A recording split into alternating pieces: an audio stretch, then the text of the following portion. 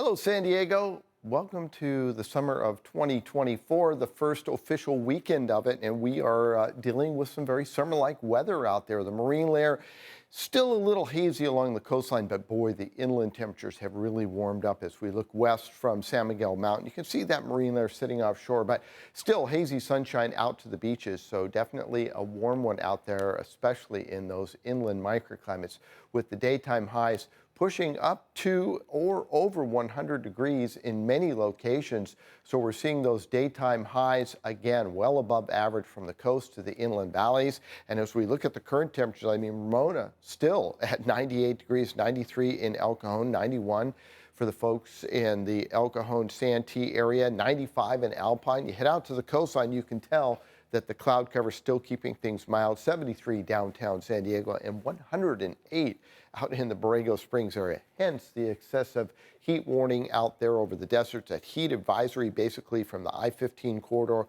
through the mountains and into the east slope of the mountains. That will last until tomorrow night at 8 p.m.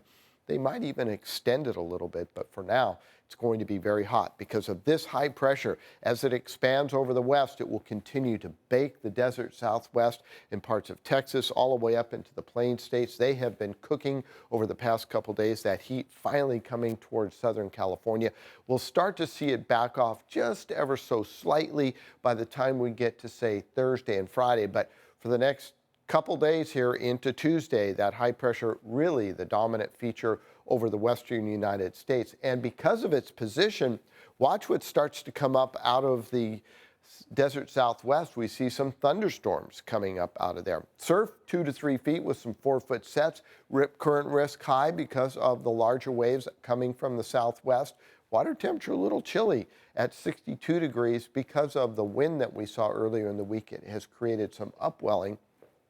Tide high at 3, make that 12:01 a 3.5, going to the low at 4:03 with barely a drop in the tide. I mean, we're talking less than, a foot and a half in the tide drop there. So definitely not a big change in the ocean. Tomorrow, coastal will warm it up even more and stay warm right on through Monday into Tuesday. So we've got ourselves some heat heading towards Southern California. We do stay very warm over the inland microclimates, and we cool it down just a little bit more towards the western edge of those inland microclimates.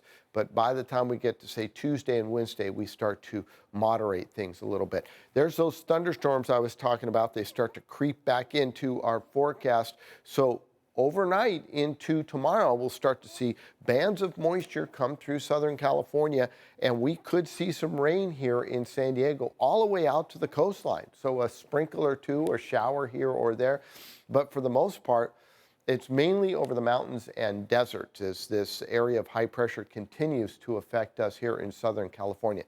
Tomorrow's highs, 91 in the Escondido area, Valley Center, and El Cajon, so definitely a warm one out there. And as we look at our current conditions downtown, we're at 73 degrees and the winds are west at 10. Hot in places like Palm Springs, Bakersfield, Fresno, over 100 degrees. Las Vegas, 109 degrees out there. And as you look at the nation, boy, I'll tell you, all that warm air pushing up to Chicago, to the mid-Atlantic, the nation's capital, 95, 96 in Philadelphia, 93 in Jacksonville and Nashville.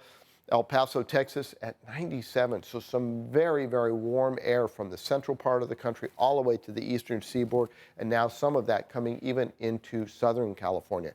The reason things are so hot, big area of high pressure, keeping any cool air out of the region. And of course, they're getting all that moisture coming up out of the Gulf of Mexico. So very hot and sticky air. Here's those thunderstorms, and as this high pressure builds, it's going to start to bring these thunderstorms into our neck of the woods. An area of low pressure over the Pacific Northwest, unfortunately, will not cool things down unless you're in Portland or Seattle. High pressure continues to build and expand over the western United States, and with that, we'll see our temperatures stay very warm over the next 2 or 3 days here. We'll be well above average Sunday and Monday. There's the chance of the thunderstorms, and then we cool it down just a little bit and get closer to average as we get towards the second half of the work week. And those thunderstorms Sunday into Monday, possibly over the mountains and deserts, and those daytime highs will be very, very hot over the deserts. That's a look at your weather.